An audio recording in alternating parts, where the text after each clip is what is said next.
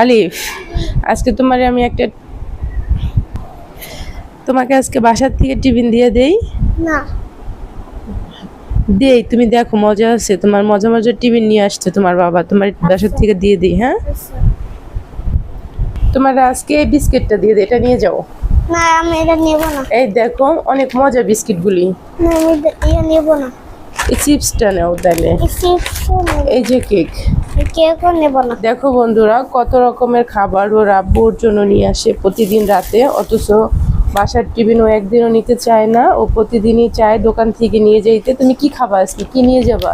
আজকে একটি কেক নিয়ে। কেক তো বাসায় আছে, তাহলে এটা নাও।